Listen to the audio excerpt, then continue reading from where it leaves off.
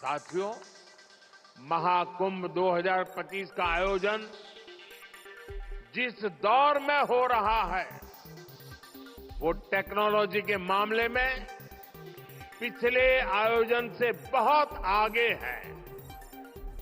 आज पहले की तुलना में कई गुना ज्यादा लोगों के पास स्मार्टफोन है।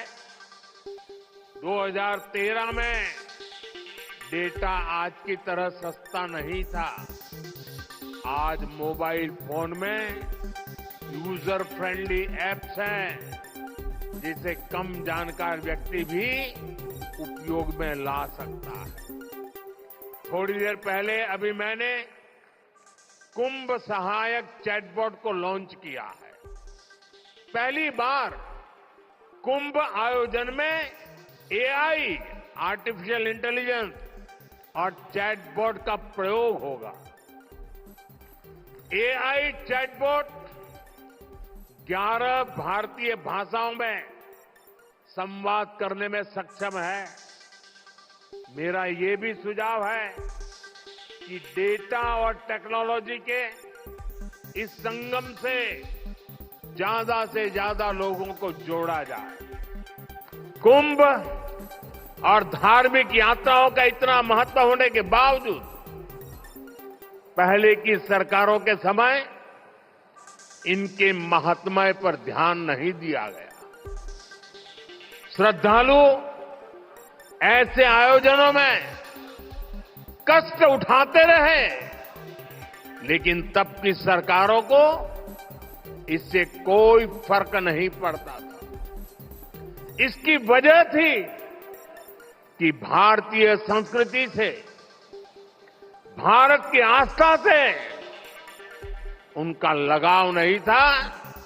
लेकिन आज केंद्र और राज्य में भारत के प्रति आस्था, भारतीय संस्कृति को मान देने वाली सरकार है। इसलिए कुंभ में आने वाले श्रद्धालुओं के लिए सुविधाएं जुटाना डबल इंजन की सरकार अपना दायित्व समझती है। इसलिए यहां केंद्र और राज्य सरकार ने मिलकर हजारों करोड़ रुपए की योजनाएं शुरू की है। सरकार के अलग अलग विभाग जिस तरह महाकुंभ की तैयारियों को पूरा करने में जुटे हैं वह बहुत ही सराहनीय है। देश दुनिया के किसी कोने से कुंभ तक पहुंचने में कोई दिक्कत न हो, इसके लिए यहां की कनेक्टिविटी पर विशेष फोकस किया गया है। अयोध्या, वाराणसी, रायबरेली, लखनऊ से प्रयागराज शहर की कनेक्टिविटी को बेहतर किया गया है। मैं जिस whole of the government approach की बात करता हूं, उन महाप्रयासों का महाकुंभ भी इस थली में नजर आता है। साथियों, हमारी सरकार ने विकास के साथ साथ विरासत को भी समृद्ध बनाने पर फोकस किया है। साथियों, महाकुंभ हजारों वर्ष पहले से चली आ रही हमारे देश की सांस्कृतिक, आध्यात्मिक यात्रा का पुण्य और जीवंत प्रतीक है। एक ऐसा आयोजन जहां हर बार धर्म, ज्ञान, भक्ति और कला का दिव्य समागम होता है। हमारे यहां कहा गया है, दश तीर्थ सहस्त्राणि तीस्र कोट्यस्तथा अपराहा सम आगच्छन्ति माध्यातु प्रयागे भरतर्षभ। अर्थात संगम में स्नान से करोड़ों तीर्थ के बराबर पुण्य मिल जाता है। जो व्यक्ति प्रयाग में स्नान करता है वो हर पाप से मुक्त हो जाता है। राजा महाराजाओं का दौर हो या फिर सैकड़ों वर्षों की गुलामी का कालखंड, आस्था का ये प्रवाह कभी नहीं रुका। इसकी एक बड़ी वजह यह रही है कि कुंभ का कारक कोई बाह्य शक्ति नहीं है। किसी बाहरी व्यवस्था के बजाय कुंभ मनुष्य के अंतर मन की चेतना का नाम है। ये चेतना स्वतः जागृत होती है। यही चेतना भारत के कोने कोने से लोगों को संगम के तट तक खींच लाती है। गांव, कस्बों, शहरों से लोग प्रयागराज की ओर निकल पड़ते हैं। सामूहिकता की ऐसी शक्ति, ऐसा समागम शायद ही कहीं और देखने को मिले।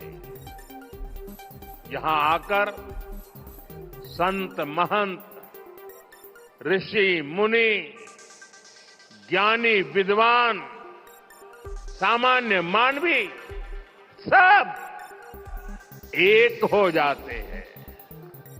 सब एक साथ त्रिवेणी में डुबकी लगाते हैं। यहां जातियों का भेद खत्म हो जाता है, संप्रदायों का टकराव मिट जाता है। करोड़ों लोग एक थे, एक विचार से जुड़ जाते हैं। इस बार भी महाकुंभ के दौरान यहां अलग अलग राज्यों से करोड़ों लोग जुटेंगे। उनकी भाषा अलग होगी, जातियां अलग होगी, मान्यताएं अलग होगी, लेकिन संगम नगरी में आकर वो सब एक हो जाएंगे। और इसलिए मैं फिर एक बार कहता हूं, ये महाकुंभ एकता का महायज्ञ है, जिसमें हर तरह के भेदभाव की आहुति दी जाती है। यहां संगम में डुबकी लगाने वाला हर भारतीय एक भारत श्रेष्ठ भारत की अद्भुत तस्वीर प्रस्तुत करता है। साथियों, हमारा भारत पवित्र स्थलों और तीर्थों का देश है। ये गंगा, यमुना, सरस्वती, कावेरी, नर्मदा जैसी अनगिनत पवित्र नदियों का देश है। इन नदियों के प्रवाह की जो पवित्रता है, इन अनेकानेक तीर्थों का जो महत्व है, जो महात्म्य है, उनका संगम, उनका समुच्चय, उनका योग, उनका संयोग, उनका प्रभाव, उनका प्रताप, ये प्रयाग है।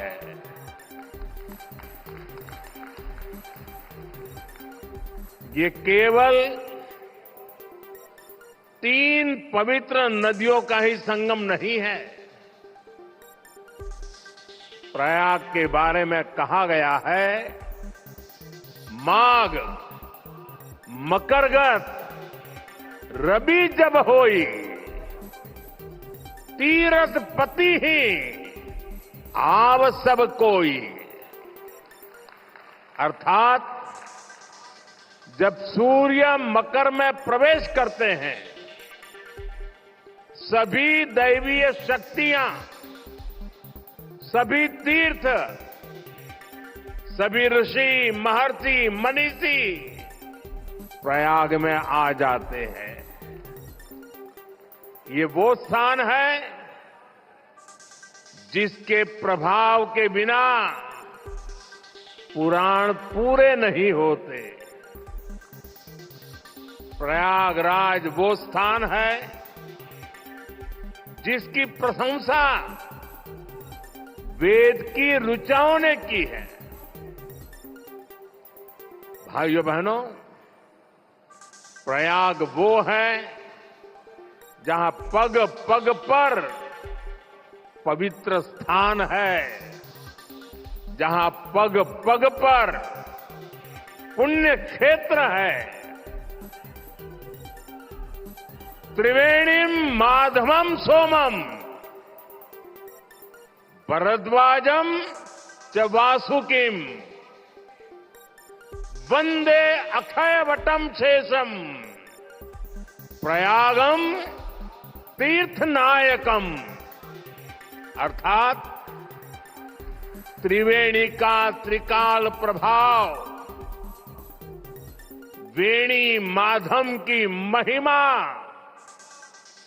सोमेश्वर के आशीर्वाद, ऋषि भारद्वाज की तपोभूमि, नागराज वासु जी का विशेष स्थान, अक्षय वट की अमरता और शेष की अशेष कृपा, ये है हमारा तीर्थराज प्रयाग।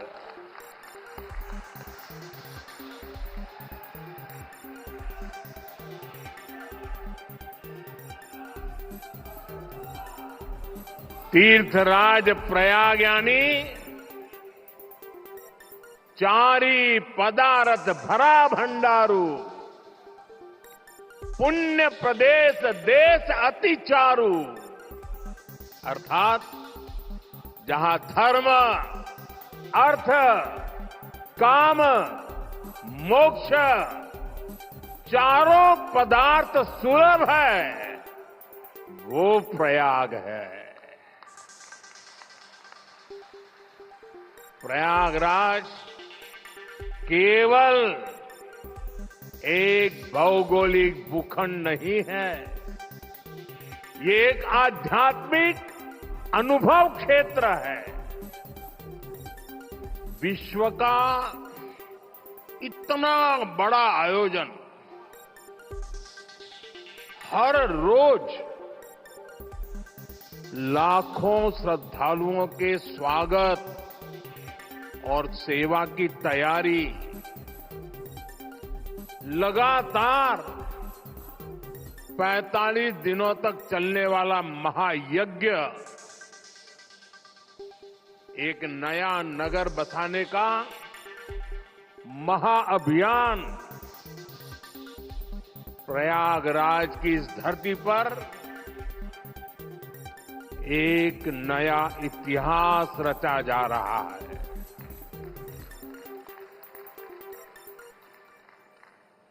अगले साल महाकुंभ का आयोजन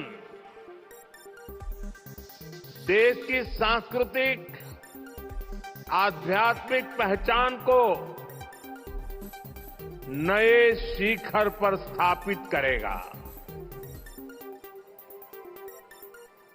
और मैं तो बड़े विश्वास के साथ कहता हूं, बड़ी श्रद्धा के साथ कहता हूं, अगर मुझे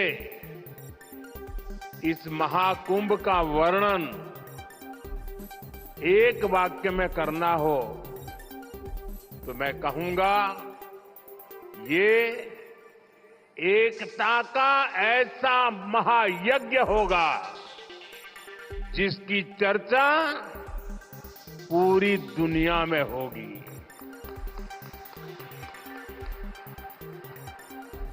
मैं इस आयोजन की भव्य और दिव्य सफलता की आप सभी को